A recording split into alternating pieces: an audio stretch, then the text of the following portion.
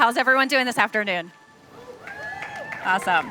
It is so good to see you all here, and I hope I get to meet you after. You know, when I meet someone and I tell them that I work in communications and environmental advocacy, they're often intrigued and they say things like, wow, that's such important work. What kind of policies do you work in? Or what communities does your work impact? And it really is always engaging and thoughtful conversation. And as we kind of get to know each other and talk a little bit more, it usually comes up that I'm also working on my PhD right now. And so as you would expect, they ask, well, what are you studying? What's your research interest? And when I respond, sustainable fashion, they often look at me and they say, oh, that's cool, or how fun. And that's about it. Why is it that the fashion industry and fashion in general is so rarely taken seriously? So many people think of it as this silly or frivolous thing, yet it's something that impacts every single one of us each and every day. It's so big, in fact, that the global fashion industry employs more than 75 million workers, and it's valued at far exceeding $2.5 trillion.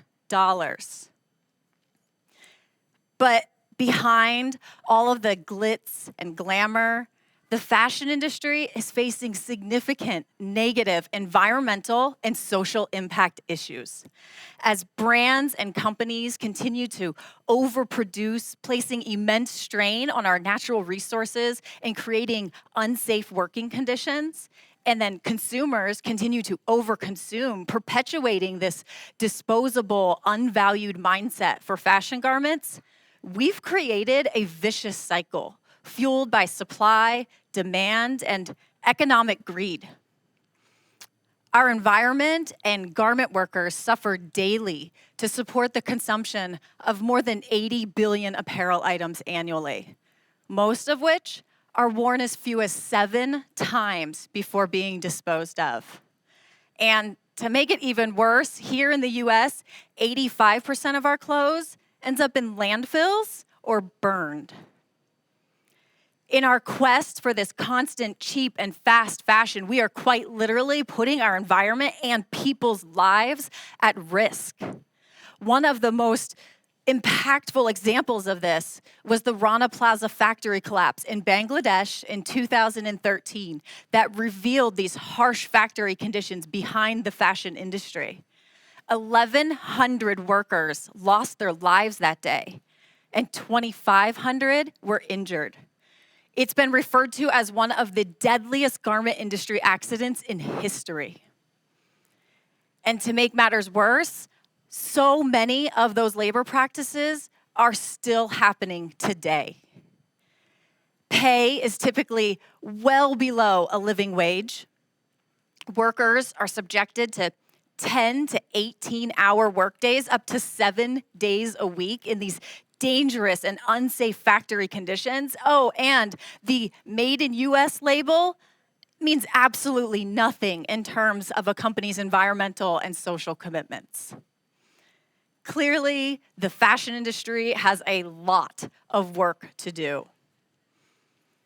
Government regulation and consumer education are often the most frequently cited tactics to help improve sustainability in the fashion industry. Now, I've spent my career, almost half of my life now, working in communications. And so I certainly agree, and I understand that that plays an important role in improving brand transparency, increasing consumer education. I'm thrilled by the long-awaited and necessary policy action that's finally underway on state and federal level with bills like the Fabric Act. There is tremendous value in advocacy and communication work. But I also know we can't sit in our ignorance. I believe that the biggest impact is what we control within ourselves that serves as a critical entry point into mindful consumption. We've all heard it 100 times, maybe 1,000 times. We can't control others, but we can control ourselves. So only you can control your consumption habits.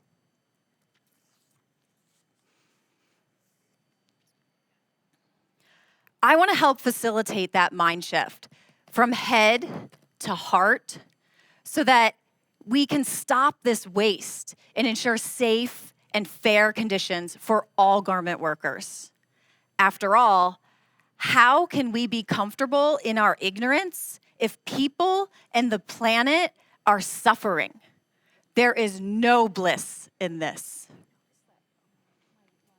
Throughout our lives, we learn so much about how to effectively communicate with and to one another, right? But what about intrapersonal communication? Tapping into ourselves about our own thoughts and beliefs. And it's about, how we lead with intent and how we're fully present.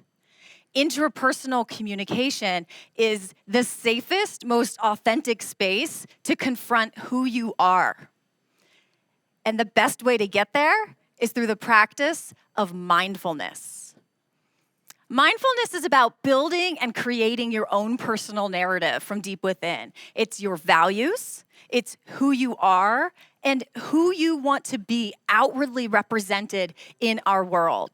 It's about consciously deciding when and where you want to focus your attention.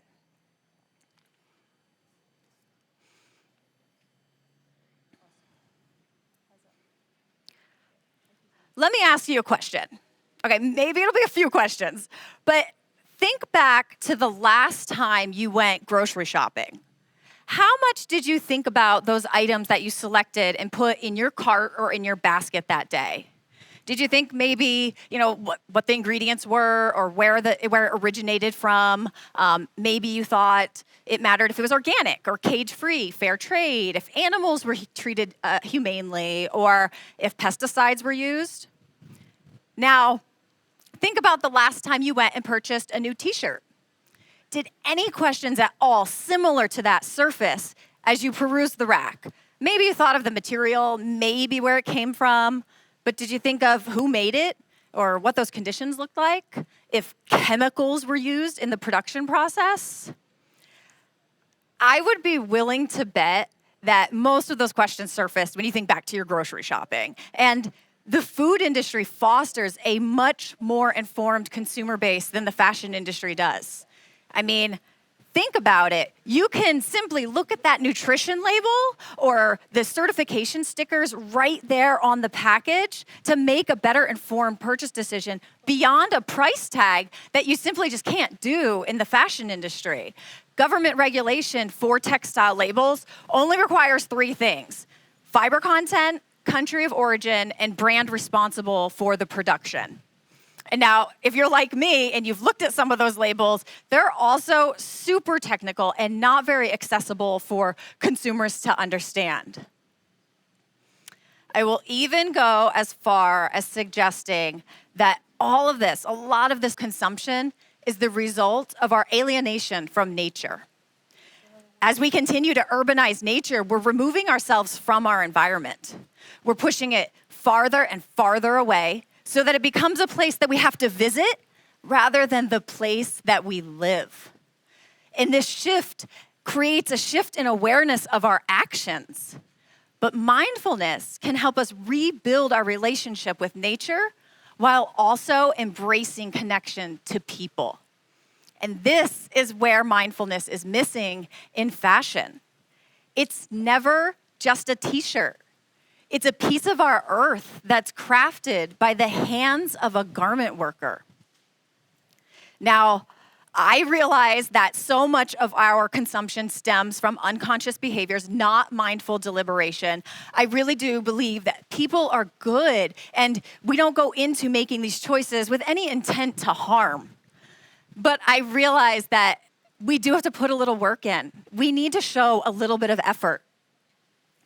But if we do it right, mindfulness can serve as a sort of antidote to consumerism by reinforcing that need to disrupt automatic thinking and open our awareness to the internal and external influencing factors in our decision-making, our thoughts, and our feelings, so that we start to ask, why do I want this? Do I need this? And what are the impacts of this purchase? When we cultivate mindfulness, we alert ourselves to the manipulation of things like marketing and advertising so that we become more aware of the implications of our consumeristic behaviors on our world. When we're more mindful of our inner thoughts, we become more mindful of our outward actions and choices so that next time we go to buy that new t-shirt, we pause and we consider the journey it took to get to that rack. Every fiber woven into it and every hand that touched it along the way. For an industry that prides itself on setting trends, perhaps mindfulness is fashion's next big thing. Thank you.